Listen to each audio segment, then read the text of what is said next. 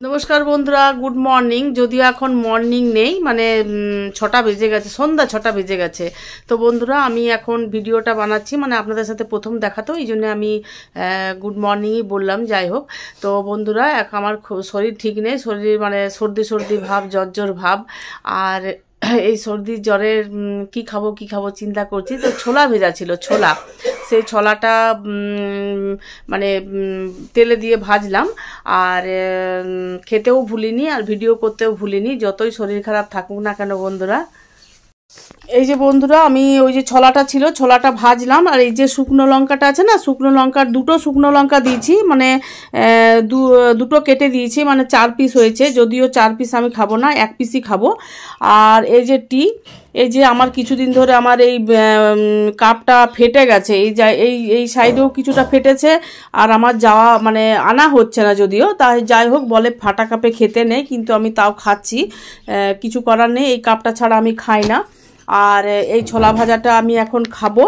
আপনারাও সন্ধ্যেবেলা এরকম খান, মানে প্রথমে ভিজিয়ে সেদ্ধ করে তারপর ভাজা, ঠিক আছে।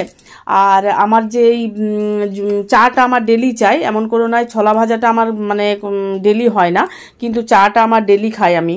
যে আমি থালার উপর উঠিয়ে, দুটো থালার উপর, মানে একটা থালার উপর উঠিয়ে, প্লেট উঠিয়ে চা নিয়ে খাচ্ছি। আমরা আগে শুনতাম যে ছোট যখন ছিলাম, মা ওরা বলতে, থালার উপর থালা বসে খাস না, দুটো বিয়ে হবে, এই হবে, বা অন্য কেউ বলতো, কাকিমা জেঠিমা যারা ছিল একসাথে তারা বলতো, কিন্তু সেটা নিশ্চিত, এই মানে ওইটা আর হবে না, সেটা যে কনফার্ম, ওটা আর হবে না, কারণ এই বয়সে আর সেটা সম্ভব নয়, যদিও আপনারা বুঝতে পারছেন।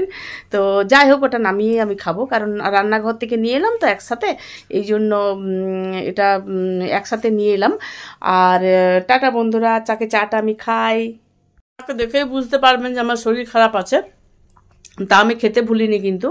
যাই হোক, আর দেখবেন কিছু কিছু জায়গায় মানে শুকনো লঙ্কা ফোড়ন না দিলে ভালো লাগে না, যদিও আমরা শুকনো লঙ্কা কোনো কিছুতেই খাই না, কিন্তু একটু হালকা কম এনে রাখি একটু, মানে কিছু কিছু জায়গায় শুকনো লঙ্কা ফোড়ন দিতে হয়। আর আমার চামচ আছে, কাঁটা চামচ এনেছি, কিন্তু আমার হাত ছাড়া খাওয়া যাবে না, কাঁটা চামচে আমার পেট ভরবে না, কাঁটা চামচটা রেখে দিয়েছি সাইডে, আমি হাতে খাচ্ছি। আর একটু নুন হয়ে গেছে, একটু নুনটা কম হতো, বুঝতে পারিনি প্রথমে নুনটা হয়ে যাবে, মানে এর ছোলাগুলোর ভেতরে তো নুন ঢোকার ব্যাপার নেই, আমি সেই ওইরকম নুন দিয়েছি। তো যাই হোক, কাজ চলে যাবে, খাওয়ার জন্য করেছি, খাবো, নুন হোক আর যাই হোক।